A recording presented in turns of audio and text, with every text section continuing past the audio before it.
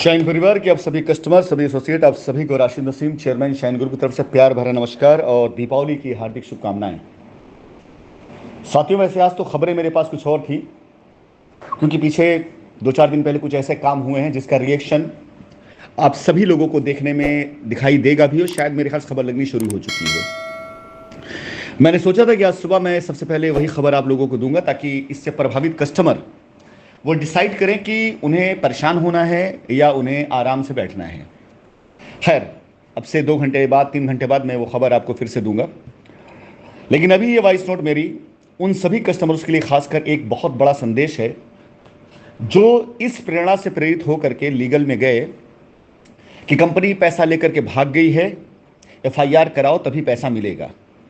Point को ध्यान समझिएगा आप, क्योंकि इन्हीं मुद्दों पर ही आपको पैसा दिलाने की बात हुई थी कि कंपनी पैसा लेकर भाग गई है और आप जब एफआईआर कराएंगे तभी आपको पैसा मिलेगा। उस एफआईआर को कराने के बदले में हुआ क्या?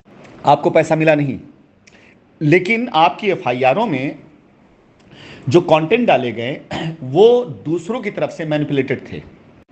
आपको लगा कि ये जो लाइनें डाली जा रही हैं वो सिर्फ प्रेशर डालने के लिए है, एफआईआर को मजबूत करने के लिए है, लेकिन एक्चुअली वो आप उनको मजबूत कर रहे थे जो एफआईआर करा रहे थे, जिन्हें कंपनी से सौदा करना था, जिन्हें कंपनी से ब्लैकमेलिंग करना था।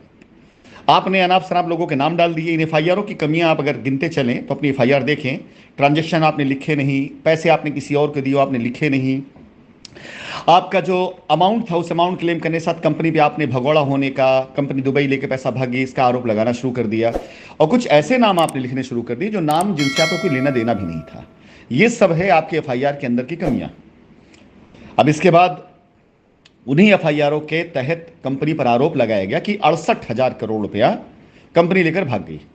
चलो, अफवाह होती समझ में आता, एफआईआरों में लिखा गया, अखबारों में आया और उच्च न्यायालय तक पहुंचा, और माननीय उच्च न्यायालय में जांच एजेंसियों को इन्वॉल्व ही इसलिए किया गया कि यह मामला 68,000 करोड़ का है।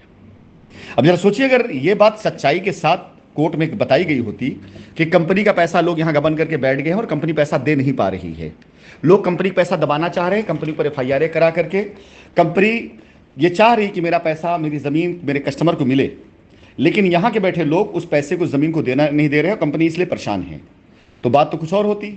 सेम कहानी, सच्ची कहानी थी। लेकिन सारा आरोप कंपनी पर लगा करके, कोर्ट का 4-5 साल बर्बाद करके, जब सारा पैसा, सारी जमीन वही निकल रही है, अब इससे जितने नाम दिए जा रहे हैं मेरे साथ जोड़े जा रहे हैं, जबकि हकीकत यह है कि इनके पास एक बार नहीं 10 बार 20 बार लोग गए और लोगों को पता है कि इन्होंने हमारी जमीनों को हड़पा, हमारी जमीनों पर अवैध कब्जे दिए लोगों को, और ये सारी जमीनें, ये सारी प्रॉपर्टीज हमारी वो थी जहां पर कस्टमर का पैसा 2019 से पहले निवेश किए गए। किसी समझदार व्यक्ति से पूछेगा कि मनी लॉन्ड्रिंग एक्ट के तहत अगर कंपनी की जमीनें सीज की जा रही हैं तो ये उसकी जांच के तहत की जा रही, ना कि फैसले के तहत।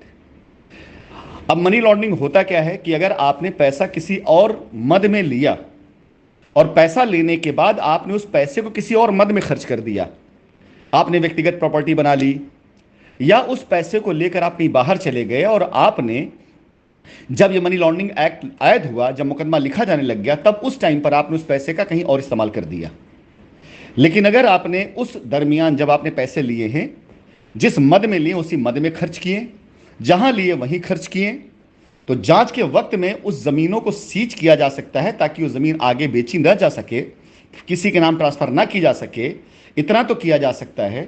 लेकिन जांच के बाद जब ये फैसला आएगा, ये मैं बता नहीं रहा हूं, पूछेगा आप किसी अच्छे अधिवक्ता से कि अगर 2019 से पहले कंपनी पर कोई मनी लॉन्ड्रिंग एक्ट नहीं था और कंपनी का सारा पैसा 2019 से पहले जमीनों पे इन्वेस्ट किया गया, और जहां पे था वहीं पे किया गया इन्वेस्टमेंट, जिस हेड में था उसी हेड में किया गया इन्वेस्टमेंट, और 2019 बाद जब कंपनी का कार्य संचालित होना बंद हो गया तो कंपनी ने 1 रुपया का ट्रांजैक्शन ना तो कहीं बाहर किया, ना कोई जमीन खरीदी, ना कोई बेची, तो ऐसे हालत में क्या मनी लॉन्ड्रिंग एक्ट आयद होता है? किसी भी आप छोटे से ले बड़े वकील से पूछ लीजिएगा, आपको जवाब मिल जाएगा।